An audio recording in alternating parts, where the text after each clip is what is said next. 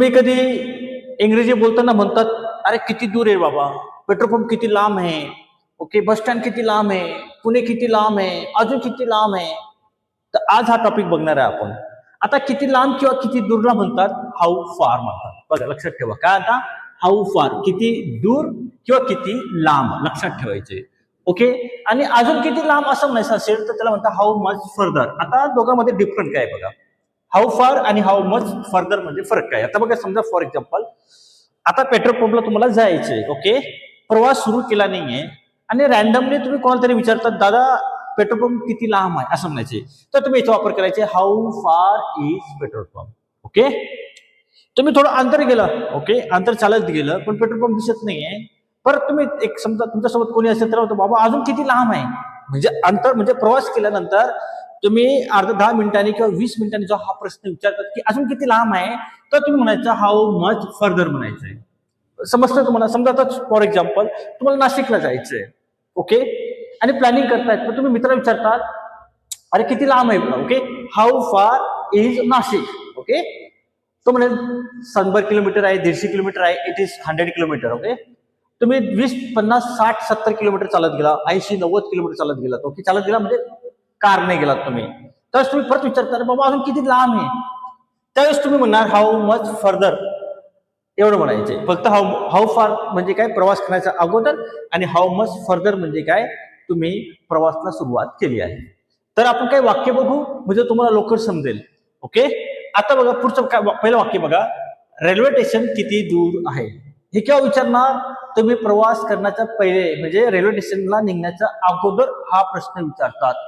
मग आता किती दूर, आता किती दूर म्हणजे काय, हाऊ, ओके, हाऊ फार घेणार, ओके, आहे म्हणजे काय, इज घेणार, हाऊ फार इज.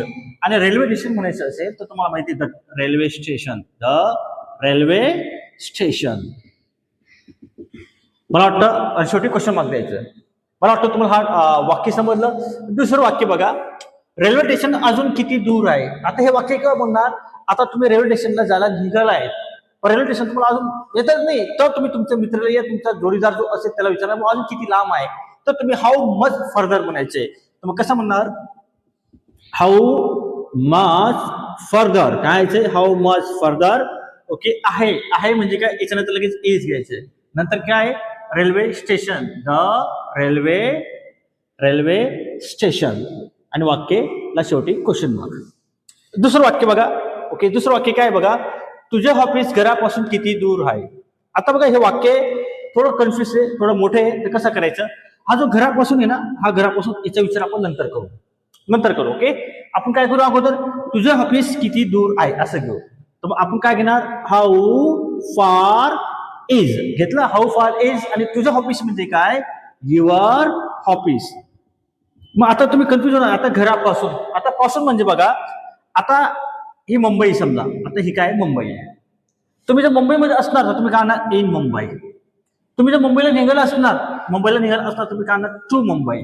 तिकडे येत असणार तुम्ही काय आणणार, फ्रॉम मुंबई. काय आणायचंय, फ्रॉम मुंबई. समजा आता फॉर एक्झाम्पल एक अंतर मला विचारायचं, समजा आता ही मुंबई आहे आणि हे पुणे आहे, राईट. आता पुण्याला तुम्हाला जायचे, काय जायचे, पुणे जायचे, पण ते अंतर जर विचारायचं असेल की पुण्याहून म्हणायचं असेल तर तुम्ही काय, फ्रॉम पुणे म्हणायचंय. ओके, फ्रॉम पुणे असं म्हणायचं. मुंबईहून म्हणायचं असेल तर फ्रॉम मुंबई. इथून म्हणायचं असेल तर फ्रॉम हिअर. मला वाटतं तुम्हाला फ्रॉमचा अर्थ समजला, इनचा अर्थ समजला, आणि टू म्हणजे तिकडे जातोय आपण. तर मग आता पुढचं वाक्य बघा, मग आता तुझं ऑफिस घरापासून म्हटलंय, मग घरापासून म्हणजे काय, फ्रॉम होम. आणि शेवटी क्वेश्चन मार्क द्यायचे ना. आता हे वाक्य बघू आपण, तुझं ऑफिस घरापासून अजून किती लांब आहे. हे केव्हा वापरणार तुम्ही, की तुम्ही ऑफिसला घरापासून निघालाय, तर तुम्ही कंटाळून गेला, भाऊ अजून किती लांब येतोय घरापासून, तर तुम्हाला हाऊ मच फर्दर म्हणायचे. मग कसेल, मग हाऊ मच फर्दर. ओके, आहे म्हणजे इज, तुझं ऑफिस म्हणजे युअर ऑफिस. ओके, आणि घरापासून म्हणायचं असेल तुम्हाला काय बोललो, फ्रॉम होम. मला वाटतं दुसरं वाक्य तुम्हाला समजलं. आता आपण तिसरं वाक्य बघा, मुंबई पासून पुणे किती दूर आहे. आता बघ इथे आलंय मुंबई पासून, याचा विचार आपण नंतर करू आपण. आता काय करायचं, पुणे किती दूर आहे.